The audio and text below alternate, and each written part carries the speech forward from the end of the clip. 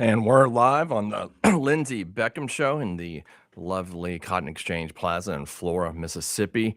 Waiting out the storm. It looks like everybody is not, I guess, eagerly anticipating the winter storm that's headed our way or most of the southeast of the United States way this weekend. I keep checking. I keep like refreshing the forecast every 5 minutes. I think everybody else is doing that too.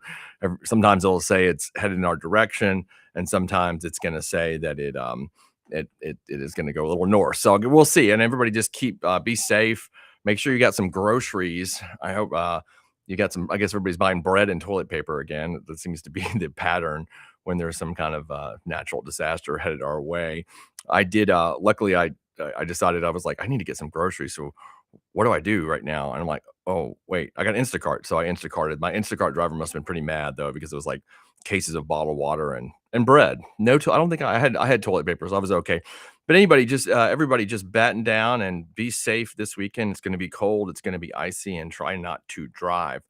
But we're on the Lindsey Beckham Show. I am not Lindsey Beckham. I'm Sean Yurtkaran, and Lindsey will be here shortly. She is having some sort of car issue or late issue or whatever issue she has that requires her to be late. And it's a running joke with me all the time is where I'm never late, but Lindsay is always going to have me late at some certain point in time. So we're just waiting on her. What we're going to discuss today, and I put this out on Facebook earlier, is the ongoing scandal with Hinds County District Attorney Jody Owens and former Mayor of Jackson Chokwe Lumumba regarding the infamous yacht party, which we all know about when Chokwe and Jody went down to Miami and were given, alcohol and strippers and all the good stuff that they enjoyed there in Miami. And the most good stuff was bribes that they took or handed out in exchange for a real estate deal regarding the Jackson Convention Center Hotel that has been obviously, if you're from Jackson, that's been a project people have talked about since the convention center has been built. No one's done it for obvious reasons, and these two geniuses decided to get involved in a FBI sting that was regarding that hotel, so they can make big money, and didn't work out so well for them. This last week, we've seen a new motion filed by the district attorney, which was a motion regarding a defense called entrapment, which entrapment essentially is you're admitting that you committed the crime, but you're saying the government made me do it. It's kind of like the kid argument, like you get kids and the kid's like, oh, I did it, but my brother made me do it. He made me do it. It's his fault. I did it, but I was forced to do it. So that's what the district attorney Jody Owens has filed that defense in federal court in front of federal district judge Dan Jordan, and he is asking the court to throw out the case based on two things. One's called government outrageous conduct and entrapment. Now, entrapment is kind of like a two-pronged test. And what that means is you have to prove that the government coerced you into committing a crime, not that they simply gave you an opportunity to commit a crime, but that they coerced you into that crime. And then the second prong is you have to have been predisposed to commit the crime. And what that means is that you're basically a criminal kind of guy. And I'll give you an example. You've probably seen the articles about Chokwe Lumumba allegedly dealing with all the drug dealers and all the rumors we've heard, but now we've seen it in FBI narratives. That's where the FBI could say with Chokwe that they would have predisposition because there's a lot of alleged evidence that he was having dealings with the dope boys, as Kenneth Stokes would like to say, element of the city of Jackson. And so they would use that. Now, Mr. Owens, the district attorney, is saying that the FBI does not have any predisposition for him based upon these things, that he has not ever acted as a criminal in his life. He's been an upstanding citizen. He's married to a doctor. He's a good family man. He's a member or was a former member of the military, and that the FBI, and so he had no predisposition to be a criminal. This is the first time, which if you look at all the stuff that we've seen, especially in the indictment, the statements that the attorney has made, it's kind of hard to believe that concerning the things that he said. And if y'all recall, and I'm paraphrasing, most of those things were like, I'm a whole DA. I buy the P word. I buy cows. I buy cars. He was talking about, I believe it was washing dope money through the DA's office. I think something about fixing cases. So there are a lot of things that he said to the FBI undercover agents that would give rise to you to believe that he had been engaged in criminal activity in the past. Now, his argument is that, well, these are statements that were made after the sting had gone on, after they had coerced me into the crime, not knowing that I had any predisposition to commit it. So that disposition, excuse me, shows up post the sting. And that's what I guess he would say in that regards. But to me, what I believe is when he puts on this kind of evidence, the government is going to put on evidence that of his predisposition that they have not disclosed yet, that was not going to be admissible in any trial prior to this, but that I assume the FBI has, and they just haven't told him about yet because it's not stuff that they would have to disclose when and prior because it wasn't going to be admissible evidence anyway. But now it makes it admissible, and that's what I kind of foresee with this. It's he is now he of course is trying to do this just in front of the judge, not in front of the jury yet. That's going to come later. So he's going to put this evidence in front of Judge Jordan and say, throw this case out. I looked at the statistics on that. It happens about 5% of the time. It's a very low statistic that'll happen. Most of the time, the judge is going to he's going to say, give it to the jury. So he's going to have to argue all this crap in front of the jury. And the jury in the Southern District of Mississippi in federal court is not just a Hinds County jury. It's not pulled just from Hinds County. It's pulled from a lot of places: Scott County, Neshoba County, Smith County, Yazoo County. There's a Rankin County, I believe, is in there. Madison. There's several counties in that district. All the jurors are going to come from there, so it's not going to be just Hinds County. And he's going to have to make this argument of they entrapped me. And what he says is the way they did that was they got him drunk. They got him drunkety drunk, and then he committed bribery. I mean, basically is what he did, or allegedly committed bribery by getting super drunk. Now, the question I have to that is, so if you agreed to go into a bribery scheme with these undercover FBI agents and you were drunk while you're doing it, we've seen the photographs he put out there. He's like almost passed out.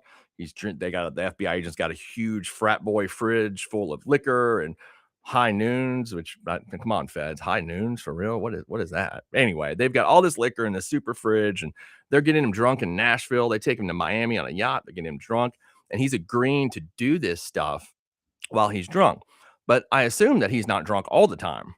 So he is, excuse me, he's committing crimes while he's sober. And I don't know how you make that argument. I think that's kind of a problem. Excuse me. So at some point, he is not drunk. He's allegedly committing bribery while he is sober. And I think he's going to have to explain that. Like, hey, dude, you're not drunk anymore. You can kind of stop this this criminal action. But he doesn't do that. He continues the thing. He allegedly sets it all up. He creates these, either they're shell corporations or other companies he uses to funnel 5 checks to Chokwe Lumumba.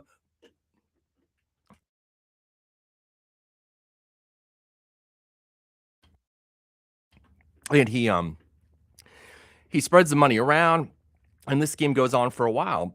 So I'm assuming he is not drinking during this entire time.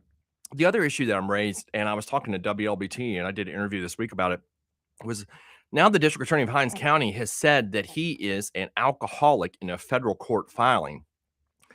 And I do wonder if the Mississippi bar, if this is time for them to get involved in this right now. I know there's a joke around a lot of people in the community, especially lawyers, that the bar doesn't really do a whole lot, but they do have something called the Lawyers and Judges Assistance Program.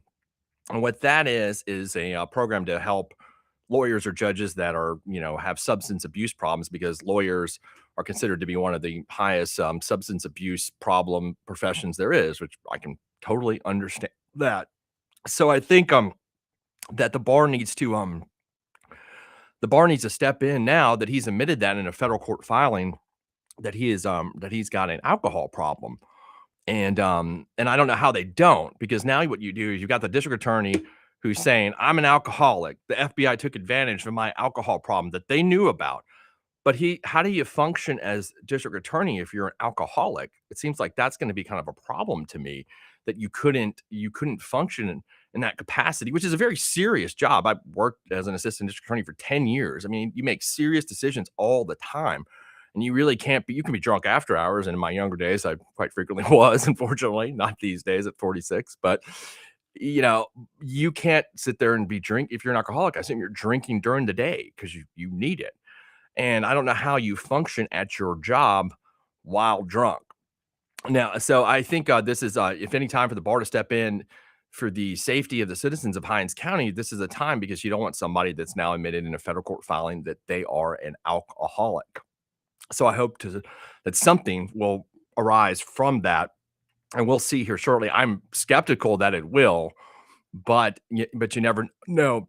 And we have about 7 months to the trial, so so we'll see. We'll see what happens between then and there. But that's what he's going with, y'all. But he's going with, I got drunk. The FBI got me drunk, and they coerced me into doing this, and I was not predisposed to commit this crime. Now, I think to most of us that sounds absolutely ridiculous.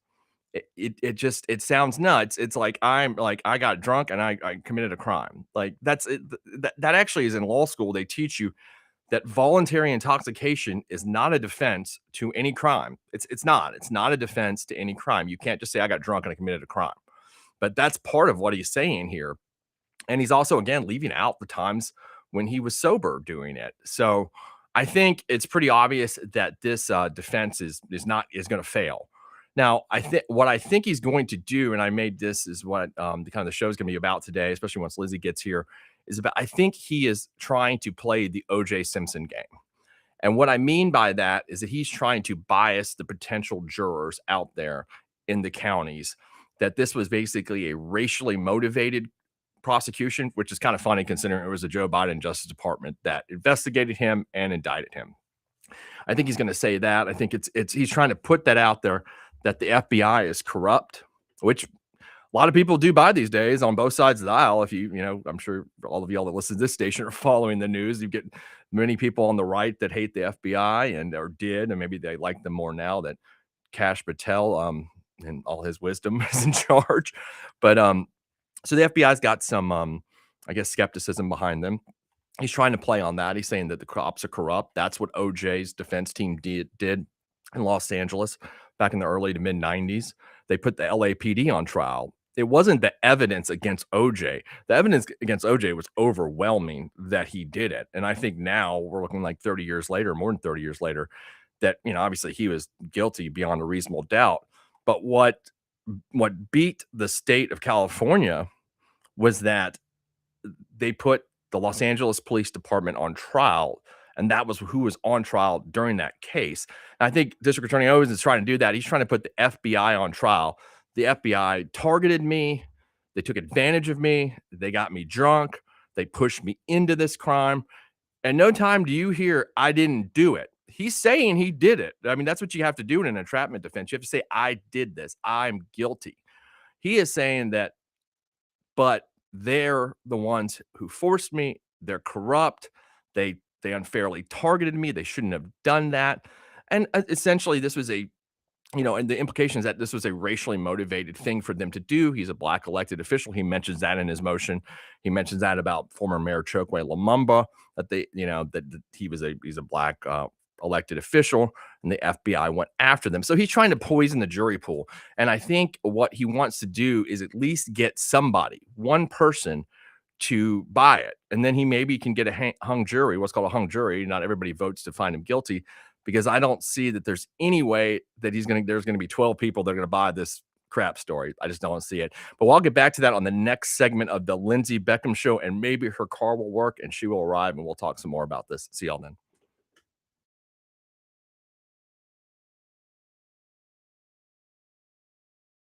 See y'all then.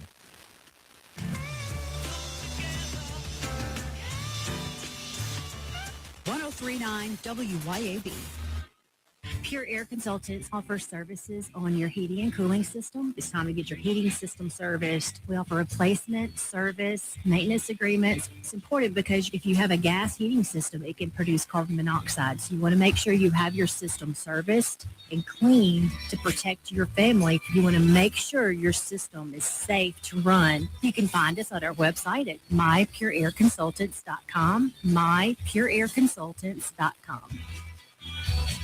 Get ready, Louisiana. Johnny's Pizza House is turning up the heat with our Sweet the Swamp Pizza. Packed with crawfish, shrimp, a taste of crab, andouille sausage, bell peppers, onions, jalapenos, and a blend of Cajun spices, all smothered in delicious mozzarella cheese. It's the perfect bite of the bayou and the perfect meal for any Cajun crave. Try our Cajun flip or dive into a Sweet the Swamp Pizza bowl. A taste of Louisiana flavor is waiting on you. Let's share a slice today at Johnny's Pizza House. Americans for Prosperity is Mississippi's and the country's leading grassroots organization dedicated to promoting economic freedom and personal liberty. Americans for Prosperity advocates for limited government, free market policies, and empowering individuals. When given freedom and opportunity, Americans are capable of extraordinary things. If you are ready to make a difference in our community and want to get involved, then visit AmericansForProsperity.org. Be a part of positive change at AmericansForProsperity.org. Paid for by Americans for Prosperity.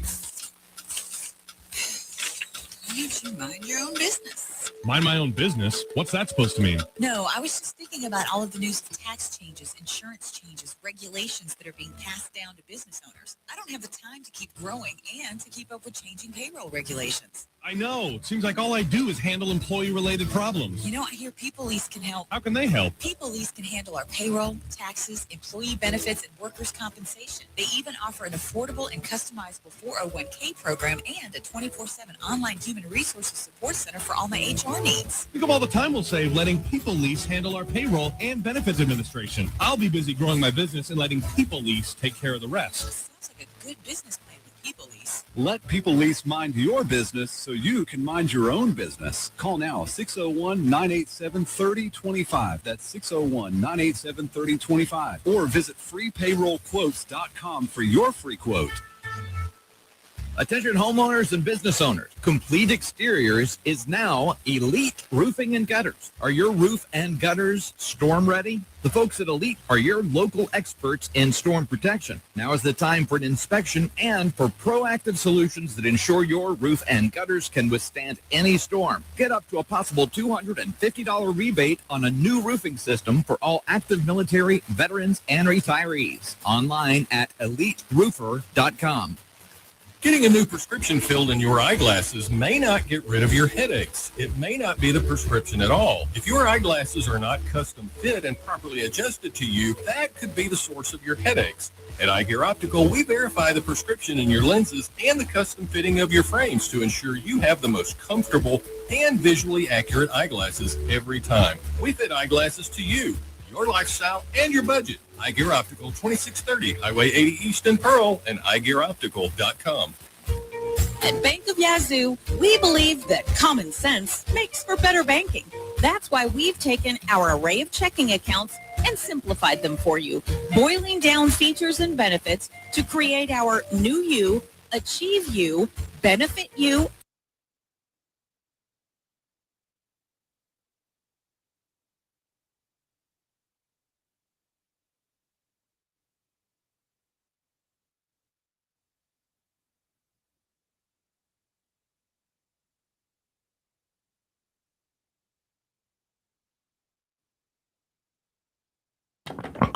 And we're back on the Lindsay Beckham Show here from the lovely Men's Health and Women's Wellness Studios in Flora, Mississippi. I think Lindsay has told me a million times they're going to change their name to like MVP. I don't know what it is. I need to text you, Dr. Walker, and ask, but that's great. They're a great business. You guys need to check them out over there in Madison on Fountains Boulevard Drive, something like that. Anyway, I go there. It's a great place. Dr. Walker's a great guy. They provide a great service, so go check them out every chance you get. We were discussing the Jody Owens entrapment and outrageous government conduct motion that he filed about a week ago. This week, Anthony Warren from WLBT called me up for an interview, and you can see that article from, I think it's like from yesterday or the day before. And we discussed what I thought were what was the validity of his defense. And he also interviewed law professor Matthew Steffi over at the Mississippi College School of Law. And actually, me and Professor Steffi, for the first time probably ever, were in agreement, complete agreement, that this was a completely bogus defense and that he was kind of throwing spaghetti at the wall and seeing what could stick.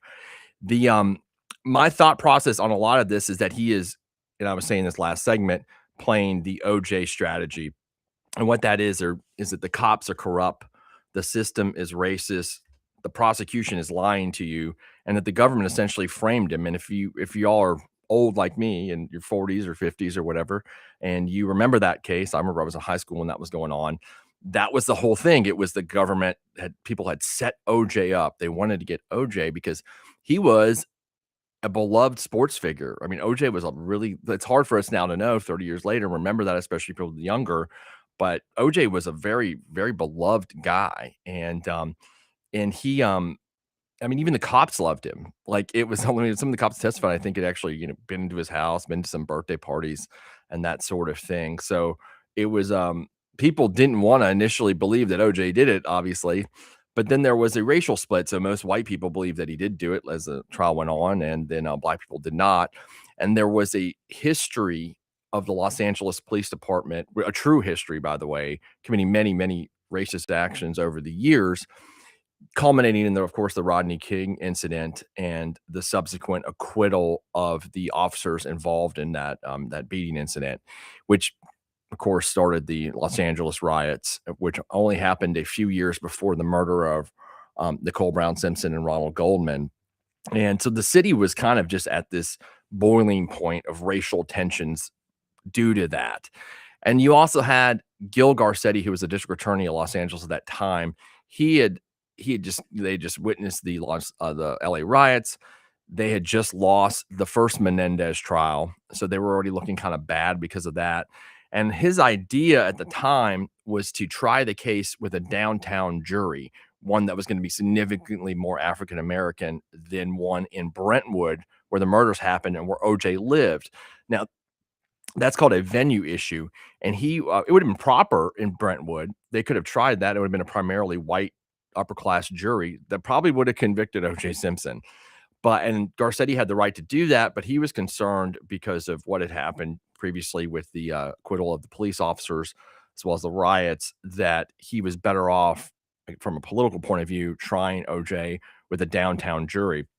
Now, of course, we also what happened. OJ was acquitted, and that was all based on the trial strategy of his, of course, infamous Dream Team defense team that used, again, race and used that he was framed, that this was all a setup, and it worked. It totally worked. They were brilliant lawyers, just did an amazing job. I've probably read about every book or article or seen every movie, listened to every podcast on the subject, and the things they did, the strategy they had was incredible. It was an incredible strategy. From, of course, now we all look at it, justice was not served. If you're the victims' families, it's horrible. But by me looking at it as a professional, it's pretty it was pretty brilliant, and it worked. And I think what you're seeing with the district attorney here, he's trying to do the same thing. The problem is it's not going to work here because it's not the same facts. Here we've got the district attorney is a public official. OJ wasn't. He was a sports figure, a very famous, loved sports figure. He killed somebody, but he didn't. It wasn't about public corruption. It was about murder, two different things. And the circumstances in Los Angeles in the early 1990s were far different than they are today with Jackson. I mean, Jackson is a city with an extremely high crime problem. I think we're still the per capita murder capital of the country. And being district attorney of Hinds County is a very serious position that you have to be on your A game to do it, because you are in one of the most violent cities of America. I know that because I worked there for 10 years for another district attorney who also did not take his job very seriously, unfortunately. It just seems to be a pattern. And the people that are going to be on that jury are not going to have the same kind of dynamics or racial dynamics as what happened in Los Angeles in the 90s. Here, you're going to have jurors from Hinds County, Madison County, Rankin County, Scott County, Smith County, Neshoba County, all over the places, because it's a federal jury. It's not a county jury. This is not a state court, circuit court case. So you're going to have a mix of people. The best hope I think the DA is looking for here, or maybe he's not, but this is what I would think if we were going through this strategy, is that he's going to get one juror to buy this entrapment argument, that the FBI was targeting him. They got him drunk. and they coerced him into committing this crime that he normally would never have committed before. So I think he's gonna hope, his best hope is that one juror does that. They sit on the jury of 12 people and they hang it up. And if they hang it up, maybe the government won't try it, which is possible because the Trump administration, particularly the president, does not like cases like this. That is just true. You can look at the statements he's made.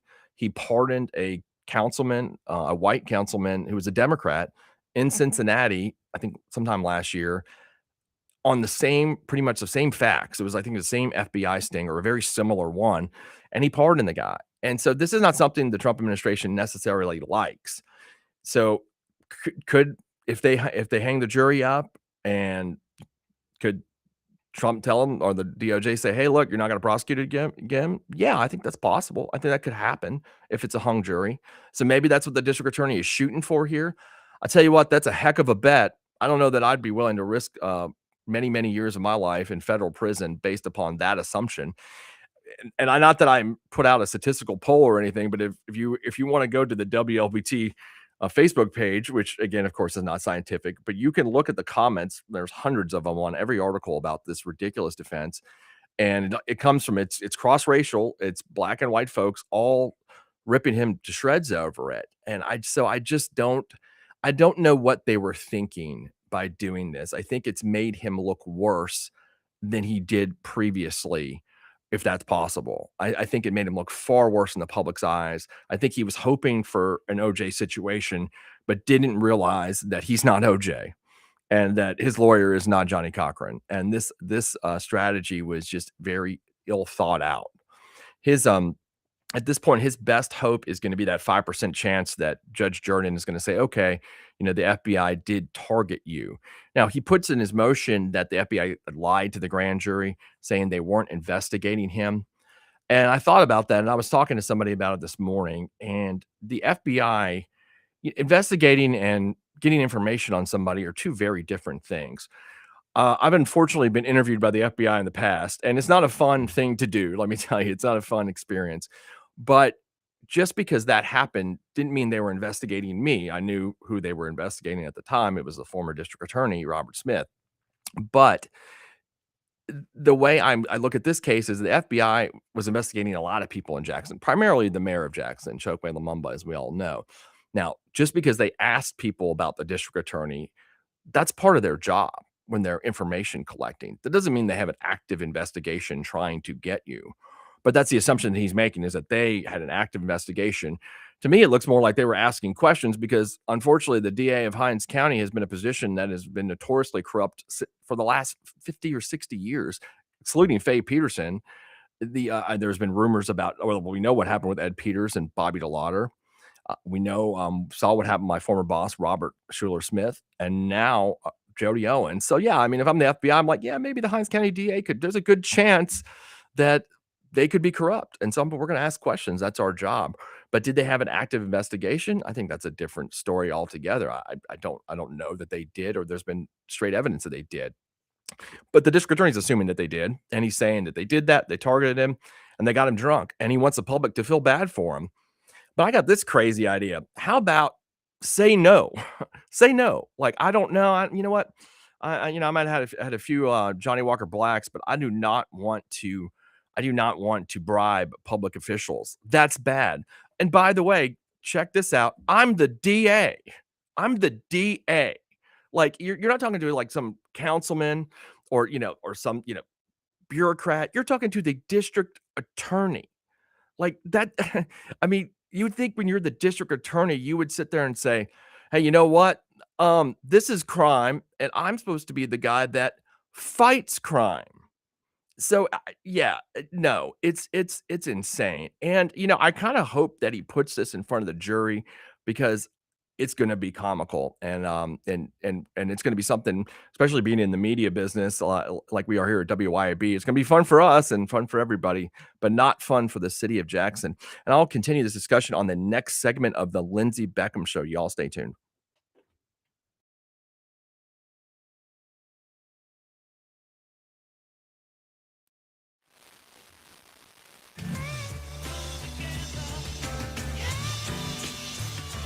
.1039 WYAB.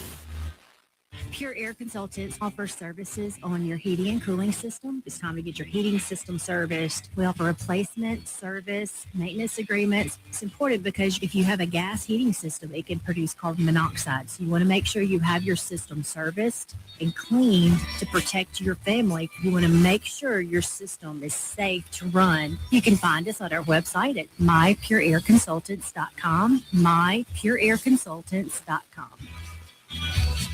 Get ready, Louisiana! Jody's Pizza House is turning up the heat with our sweet the swamp pizza. Packed with crawfish, shrimp, a taste of crab, and doing sausage, bell peppers, onions, jalapenos, and a blend of Cajun spices, all smothered in delicious mozzarella cheese. It's the perfect bite of the bayou and the perfect meal for any Cajun crave. Try our Cajun flip or dive into a sweet the swamp pizza bowl. A taste of Louisiana flavor is waiting on you. Let's share a slice today at Jody's Pizza House. Americans for Prosperity is Mississippi's and the country's leading grassroots organization dedicated to promoting economic freedom and personal liberty. Americans for Prosperity advocates for limited government, free market policies, and empowering individuals. When given freedom and opportunity, Americans are capable of extraordinary things. If you are ready to make a difference in our community and want to get involved, then visit americansforprosperity.org. Be a part of positive change at americansforprosperity.org. Paid for by Americans for Prosperity. Pack up the kiddos, hop in the car. It's a sweet little getaway, it's not too far. For candy, chocolate, sweets, and treats. Smiles from the door to the back row seats. Hey! Mississippi Candy Company. Bringing kids and the memories. Grandma, Grandpa, come and see. It's an excellent trip for the whole family. Down D's driving looks at Mississippi Candy Company. That's where it's at. Hey, kids, ask your parents and grandparents to go right now.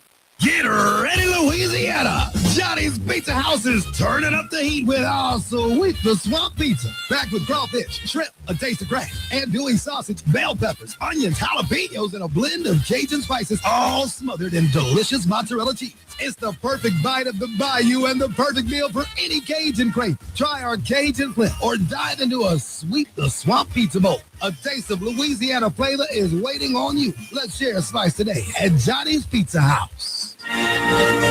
You can show your pride and patriotism in honor of the 250th birthday of this great nation by proudly flying a flag. And a complete flag source on I-55 in Jackson is the place to find it. All sizes for all purposes. And they have the official 250-year celebration flag. Have a look at CompleteFlags.com.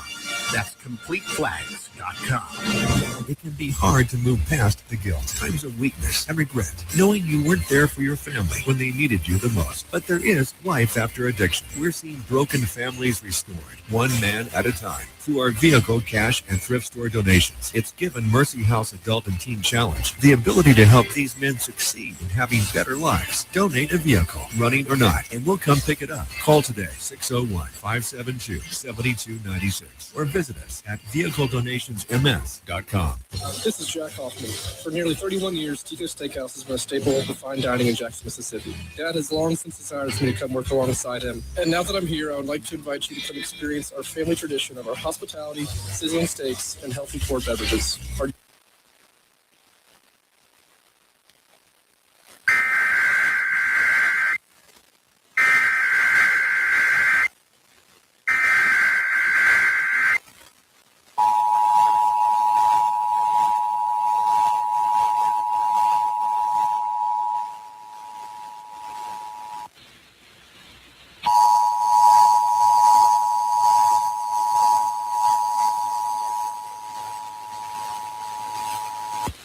This is a test of the emergency alert system.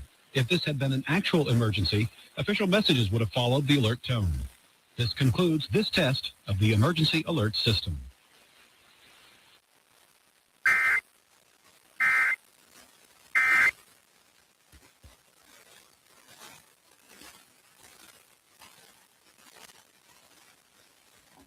Well, it looks like we had an emergency test, which is probably a good thing, given the upcoming winter storm, which I hope everybody is safe during that. We're back on the Lindsay Beckham show. Lindsay just texted me and said that she is going to be unable to make it. So I'm sorry, folks, you will not be able to hear about school choice or vaccines for the rest of the hour. We're going to talk about the district attorney and as well as the Ted DiBiase trial, which I am excited. There may be something to do with vaccines in there, right, Lindsay? I'm not sure. School choice. I'll try to find something for you because we can't leave a show out without that for sure, y'all. Anyway, I was discussing the district attorney's strategy in this case being analogous to what the O.J. Simpson defense team tried in the early 1990s. That was successful in getting him a not guilty verdict, and by putting the LA Police Department on trial and creating the racial dynamic that allowed Mr. Simpson to walk free when he was obviously guilty of the murders of Nicole Brown Simpson and Ronald Goldman, unfortunately for their families. And they did that by, like I said, by putting the police on trial, by making it seem like LAPD did have a lot of racist actions over the years, but this was not one of them. This is one where the guy actually did it.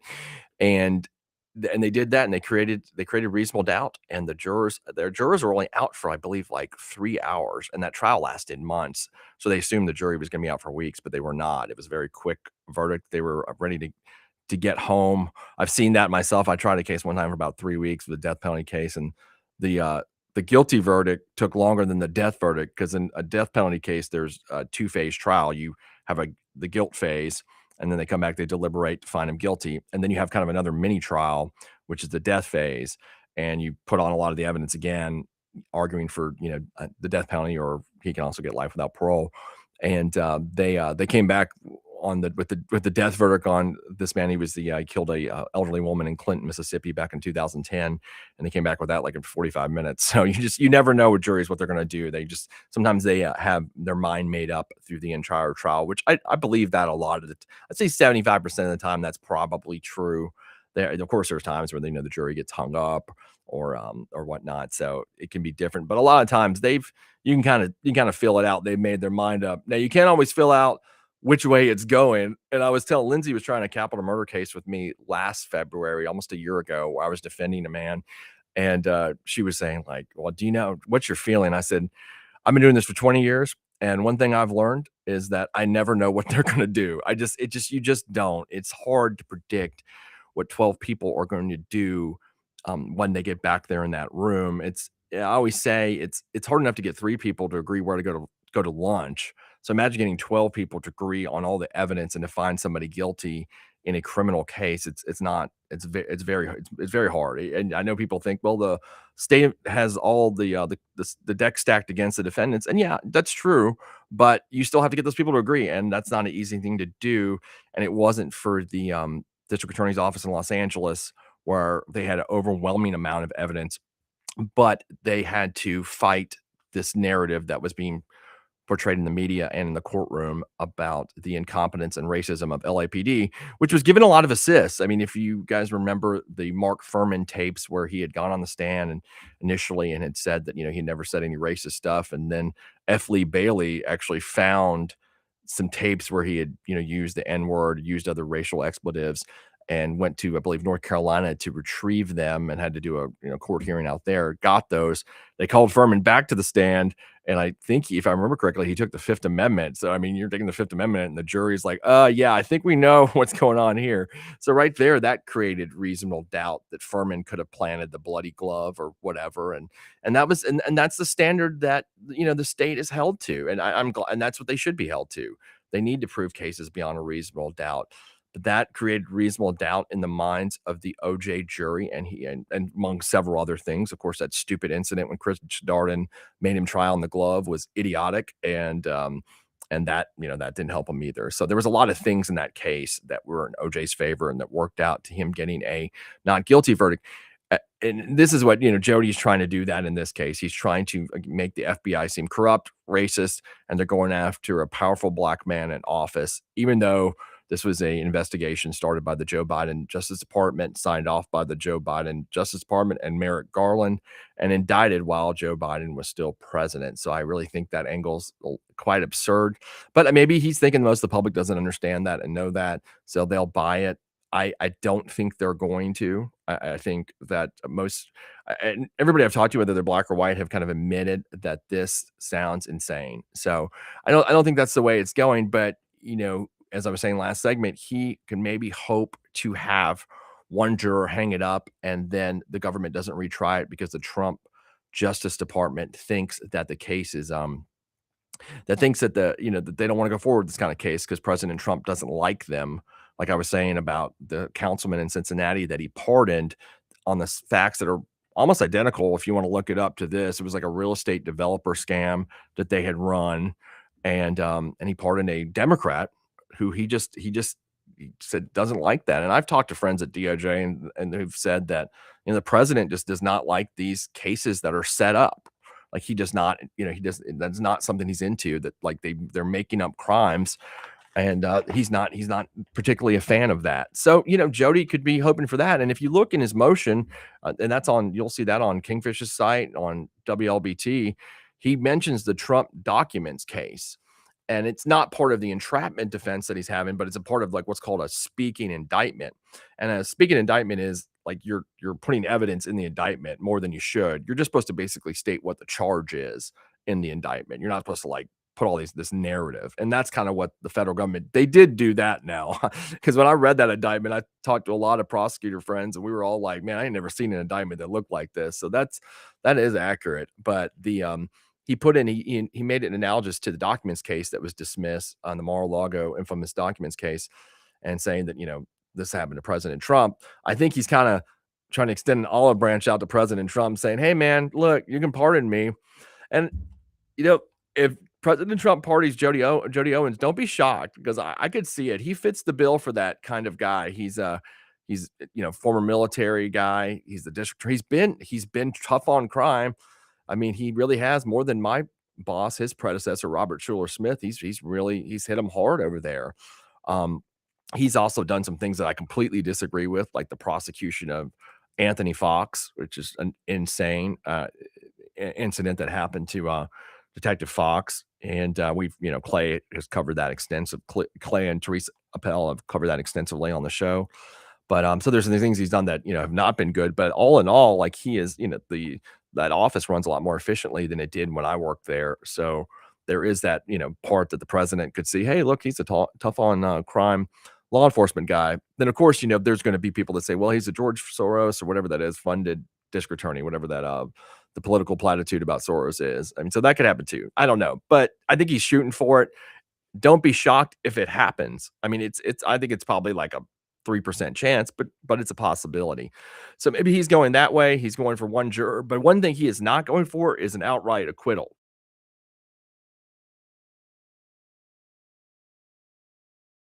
Because that is something that's probably not going to happen. And but we'll see. And everybody stay tuned into it. But I will be back on the next segment of the Lindsey Beckham Show.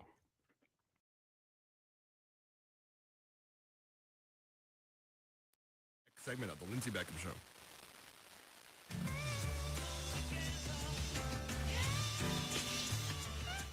WYAB.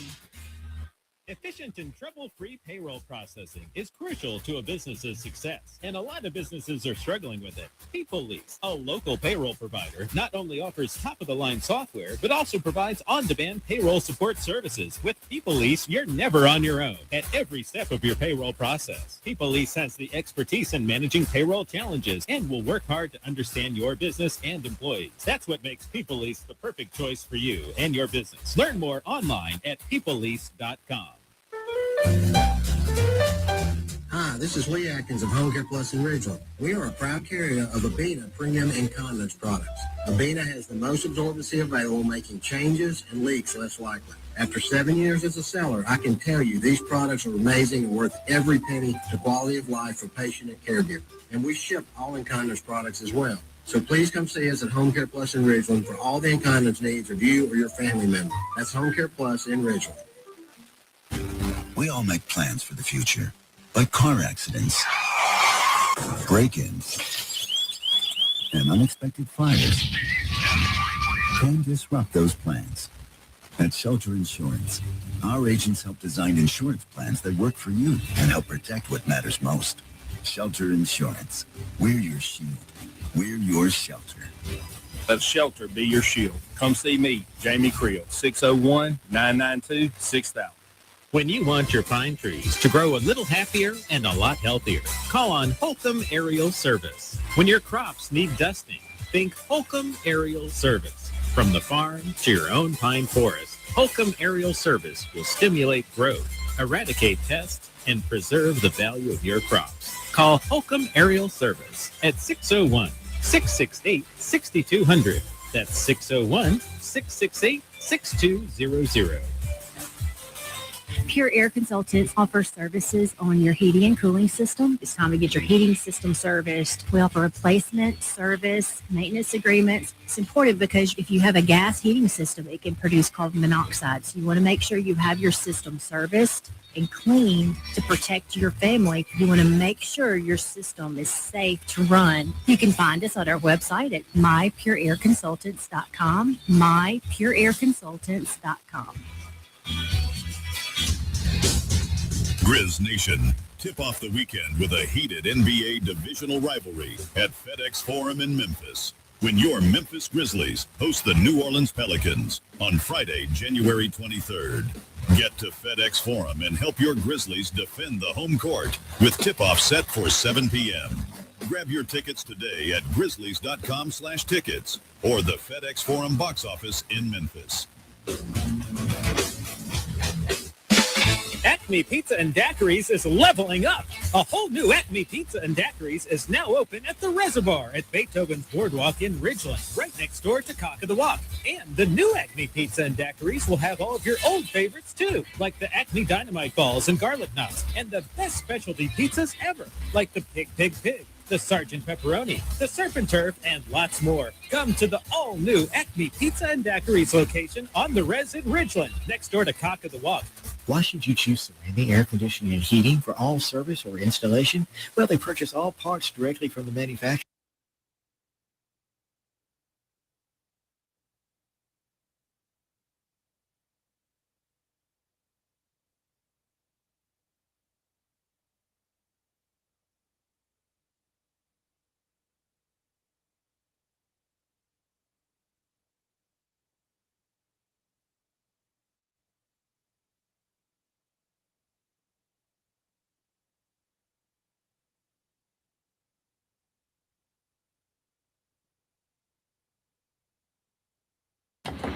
And we're back on the Lindsay Beckham Show here for the last segment from the Men's Health and Women's Wellness Studio at the Cotton Exchange Plaza in lovely Flora, Mississippi. Lindsay, as I said, could not make it. She had some car issues, and so she'll be back next week, where you can tune in and get your school choice and vaccine fix. Don't miss it.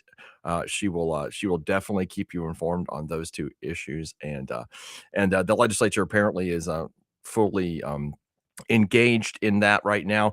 I know nothing about either one of those issues, so I will not speak on that. Lindsay keeps texting me about school choice. This is happening, and like the Senate's meeting. I don't know. I don't know what's going on. I'm not paying attention to that.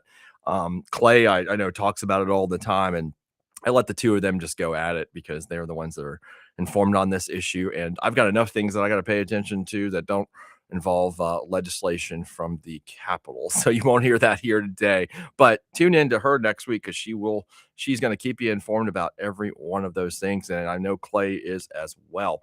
Here we were talking about the Jody Owens entrapment motion. I think I've probably beat that dead horse as much as anybody could. I think, again, just to sum it up, I think it's not going to work. And I think it's something we're all going to really get a big laugh out of. So, I say good luck to the federal government here. I think they're doing the right thing. We need to root out public corruption to make our city safe, any city safe. And on a personal note, that office is really important to me. I worked there for 10 years, spent 10 years of my life. That there's a lot of my soul left in that courthouse. And the stories are quite crazy. And, so I really care about it. And I hope they I hope they're successful in rooting out, the corruption. And as my mom, took me to see JFK when I was a little boy, and something I always took from that was let justice be done, though the heavens fall, which means do justice regardless of the consequences. And I think that's what needs to be done here. So good luck to them. There's another big high profile trial going on this week or the last few weeks regarding the TANF scandal, which is the scandal involving Shad White. Well, not involving Shad. Shad was not taking welfare money. He's the one who found out about it and did a good job bringing it to the public's light, involving all the welfare money that was handed out to various sports figures in the state. Which y'all, that's one that's just I'm never going to understand that. I don't care. Like no one just can explain to me how Brett Favre, Ted DiBiase, and Marcus Dupree got money. Like it just by virtue of being a sports figure or being, I just how they got in the welfare game. It's just so confusing to me. Like I just how did all these like quasi? I mean, I guess Brett Favre is the most famous of all those folks, but quasi celebrities that somehow dipped their pen in the welfare ink. I don't know, lack of a better way of saying it. I don't know how that happened, but the only defendant in that case to go to trial since that scandal's been uncovered, which I believe was like February of 2020, right before the COVID lockdown started. So about 6 years now, is Ted DiBiase Jr., who is the son of the kind of famous, if you're my age and you were a kid of the 1980s, you remember the $1 Million Man. And he was a famous wrestler in the 80s with Hulk Hogan. And his son, Ted DiBiase Jr., was also a famous wrestler. And he is the only defendant that is caught up in the TANF thing that is going to trial. And I've been watching or reading, following the coverage of it, and some of DiBiase's arguments are not bad. Like it's going to be interesting what the outcome here is. I'd like to know. I mean, because what I can gather is that John Davis, who was the director of DHS at the time, was handing this money out to DiBiase for various programs. And what I'm confused upon, and maybe the federal government's going to put this out there more, did DiBiase do the work on these stuff? Did he complete the work? And to me, it's like, well, if they paid you to do work and you did it, then what's the crime? So, I mean, I guess they're going to flesh that out a little more. But it seems like he might have done like half a work, if you know what I mean. And I think that almost becomes more civil. But like we'll see what that is, because there was just there's some organizations that I know about that they had that were doing work. So I wonder what evidence they have that he wasn't, that he was just basically stealing the money. So we'll see what that comes out. But the news this week, this trial's been going on for about 3 weeks now, was that his lawyer, Scott Gilbert, who Scott's a good lawyer, became ill during the trial, and that he was going to be out for several weeks. And so they asked for a mistrial, and Judge Carlton Reeves considered that for a few days and denied it, saying that, I'm going to continue the trial till the end of February, but I'm not going to declare a mistrial and give you that out. They were trying to say that Mr. Gilbert was the only one that could have handled the defense because he knew the case, which I'm sure he did. He's been involved in it the whole time. There's another lawyer there. I think his name is Eric Hirschman, who was one of Trump's lawyers, who's helping out as well. So he said, I think Judge Reeves said that Hirschman could handle it, and that he was not required to grant a mistrial. The only thing I think about it would be the logistical problem with the jury is now going to go home for like a month. And what do? Well, I imagine they're going to read the paper. I mean, that's just, to be honest, they're going to be ordered not to, but they're going to probably do that. And do they then get biased because of what they've read in the paper? Because they're going to look it up. I mean, that's just what jurors do, y'all. Like they tell them don't look at it, and they look at it. At least that's what I hear. So I don't know if there'll be some new argument raised by the defense, as in if they need to have a mistrial based upon that. But we'll see. And y'all tune in to Lindsay next week. I'll see you.